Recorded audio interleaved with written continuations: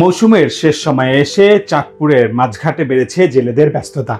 দিনরাত এক করে নদীতে জাল ফেললেই মিলছে ঝাঁকে ঝাঁকে ইলিশ। ফলে চাঁদপুরের মাঝঘাটে বেড়েছে ইলিশের সরবরাহ। ইলিশের সরবরাহ বাড়লেও দাম এখনো সাধারণ মানুষের নাগালের বাইরে রয়ে গেছে।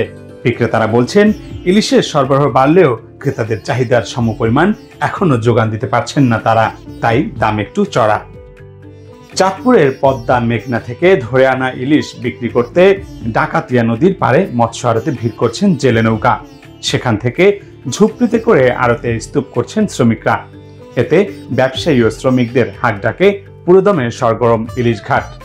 পাইকারি ক্রেতার পাশাপাশি খুচরা ক্রেতাও এখন ভিড় জমাচ্ছে এই আড়তে। প্রতিদিন সকাল 9টা থেকে রাত 10টা পর্যন্ত ক্রেতা বিক্রেতায় মুখরিত থাকে ঘাটগুলো।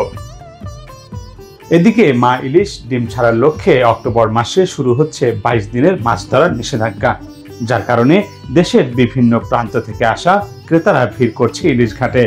গত 1 মাস আগে চাঁদপুর মাঝঘাটে ইলিশের সরবরাহ ছিল 150 থেকে 200 মন।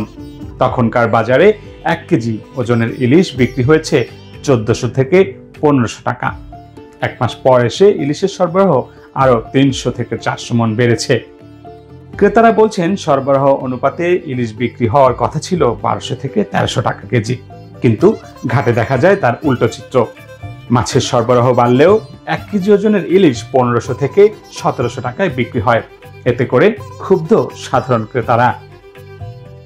সাধারণ মানুষের প্রত্যাশা, ইলিশের দাম ক্রয় ক্ষমতার মধ্যে আনতে বাজার তদারকি করবে সরকার। রাকিব হাসান, বার্তা 24।